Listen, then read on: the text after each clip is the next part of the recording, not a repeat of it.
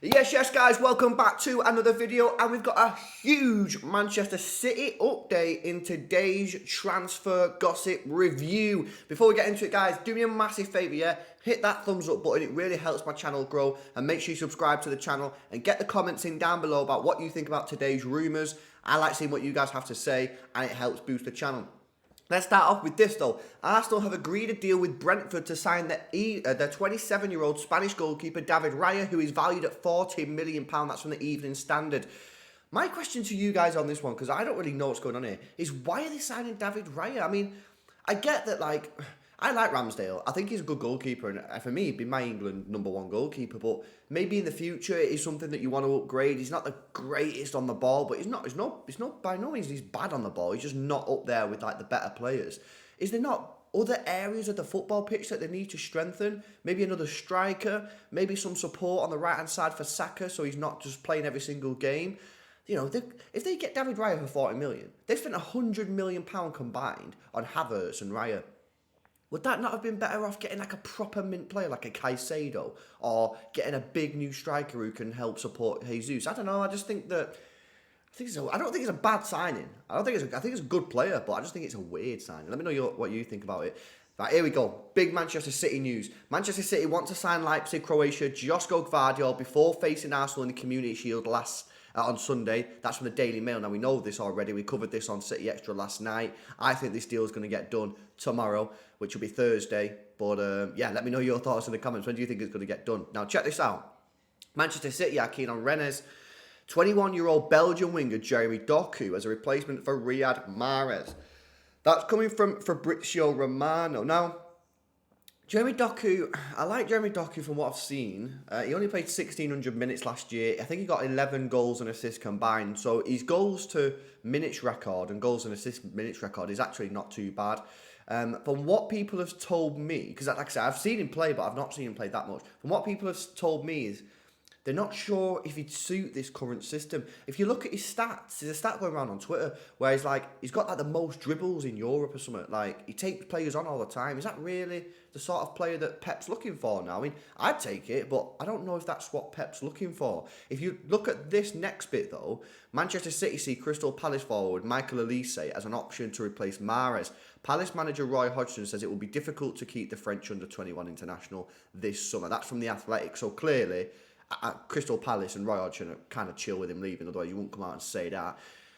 What I've been told on this is that City really want Olise, but they're not prepared to get into a bidding war with Chelsea, because City don't want to pay over 50 million quid. If they feel if they go into a bidding war with Chelsea, it'll go over 50 million quid and that they won't end up getting him. So City are just kind of holding back a little bit, waiting to see if Chelsea do make their move, and at some point we'll just strike a deal with Palace and Olise, should he not agree a deal to go to Chelsea. So we'll have to wait and see. I'd take Olise at City, I would. I don't know where that would leave Cole Palmer, because in my view, Olise is 21, he's coming in, he's a left-footed player, he plays off the right. Like, is that Palmer done at Manchester City? Would we look at selling Palmer? I'm not sure. But I would take Olise, I do like him. And like I said in previous streams, I don't think we're ever going to sign a player where we're going to be like, everyone's going to be absolutely buzzing. But I'm liking it. I like the deal. I think it's going to be a good one. I think Pep could work wonders with Olise. So that's my view on it. But who we end up getting, I'm not sure. Let me know your thoughts again in the comments.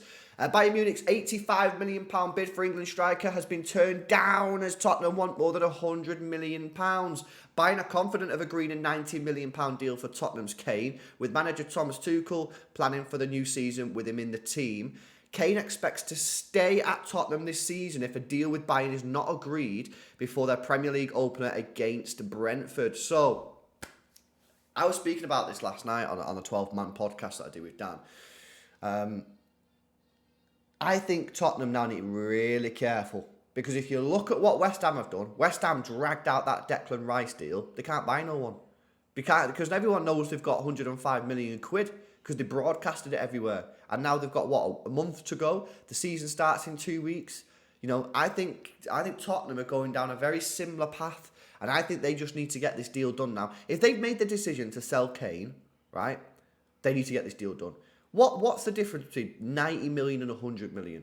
If it's going to take you another week, 10 days to get that extra 10 million, is it really worth it? Is it really worth it? I don't think it is. I don't think it is. I think it's better off, take the money, take the 85 million, take the 90 million, whatever it is, get him out so you can get that money and you can start buying players.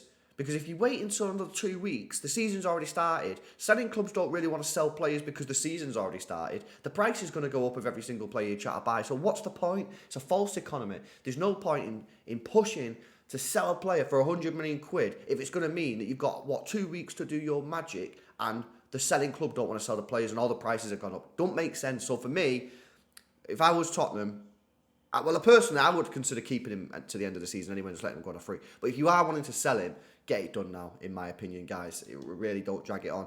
Atlanta's Denmark forward Rasmus Højlund has arrived in England before a £72 million move to Manchester United. Hey, maybe we've tracked him. Maybe we've tracked him on the plane tracker. Chelsea have added Leeds United USA midfielder Tyler Adams and Ajax's Mexico midfielder Edson Alvarez to their list of transfer targets. Yeah, apparently Tyler Adams has like a £25 million buyout clause, so it will be interesting to see who activates that. We've already spoke about Levi Colwill yesterday. He has signed a new deal at Chelsea and posted an Instagram message to Brighton fans. Liverpool are exploring a deal for Fluminense Brazil midfielder Andre after having a second bid turned down by Southampton for 19-year-old Belgian midfielder Romeo Lavia. I do think that Liverpool are moving kind of mad with this Lavia deal. I feel like they're penny pinching a bit. Now listen, I know 50 million quid's quite a lot of money for Lavia, but you're already at 43 million. You know, the season starts in 2 weeks. I just feel that Liverpool are penny pinching it and they should just pay the money, get him in and have a team and you know, just get their squad in. No one wants... The guy needs a pre-season with Klopp. Do you know what I mean? I just feel that they made such a good start, Liverpool. You know what I mean? I'm not buzzing about this, by the way. When I talk about this, like I'm in this sort of zone. I'm sort of speaking as sort of a neutral type thing. They made such a good start signing McAllister. They got Szoboszlai in. Nunez looks like he's on for it and he could have a good season. Don't mess it up now by taking ages signing a midfielder and, you know, not giving the guy any time to work under Klopp before the season starts. Pay the money. It's extra 7 million quid. What's that to Liverpool? So I think they should just stop being foolish. Liverpool are considering Bayern Munich's Netherlands midfielder Ryan Gravenberch and Manchester City's England midfielder Calvin Phillips. And Southampton want 50 million quid for Lavia. Now, big question on Phillips. You know my point of view on this, most of you guys. I don't think it's going to work at Manchester City. Not because I don't think the guy's good enough. Not because I don't like him. Because neither of them the two things are true. I do like him and I do think he's good enough. My problem is with Calvin Phillips at Manchester City is I don't think he's going to get enough game time. Okay, so here's what I mean. Calvin Phillips to play for Manchester City needs to be playing well. But for Calvin Phillips to be playing well, he needs to be playing. But he's not playing because he's not playing well. So therefore, it's a circle. He's not playing because he's not playing well, but he needs to play well. And I just don't think he's going to get the minutes. So for me, I don't think it's going to work. In my personal opinion, I hope I'm wrong. Trust me, I hope I'm wrong.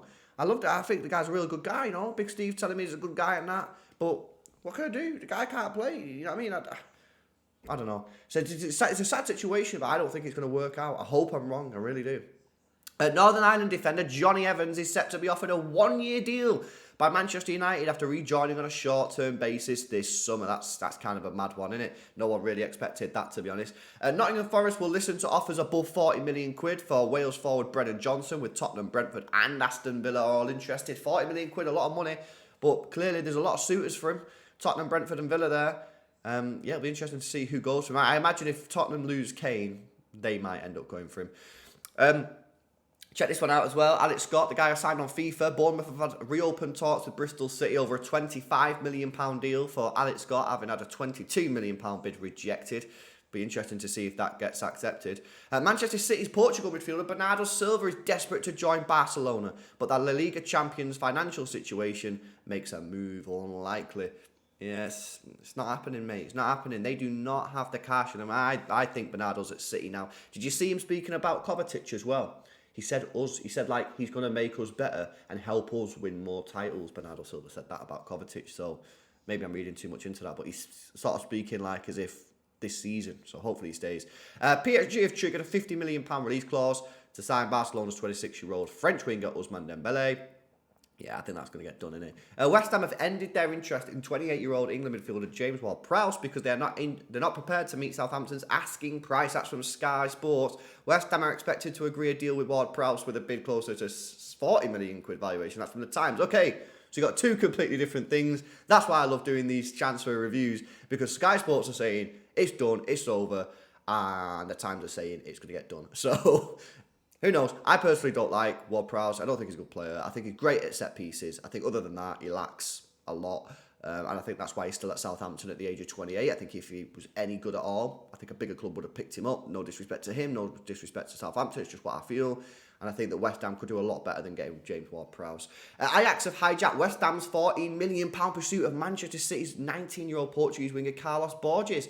Borges is close to joining Ajax in a deal worth €20 million. That's from The Athletic. Yes, obviously this bombazzo came out last night. It has West Ham fans absolutely fuming. They've got the £105 million for Declan Rice and they can't sign nobody. It looked like Carlos Borges was minutes away from signing for West Ham, and then boom, right at the last minute, Ajax swooped in and apparently have now got the deal done. I think this is a great deal for Manchester City. £17 million and a buyback clause and a sell-on clause as well. And obviously for Borges, he's going to be playing Ajax, Champions League club. Hopefully he gets game time. I think West Ham have missed a massive trick. I don't know how many of you guys know Lawless, big West Ham fan, on West Ham Fan TV, and does some shows with me on the 12th Man podcast, and he's fuming. He's fuming about this. He really is. And of course, as City fans, we know just how good Carlos Borges is. So big miss that for West Ham.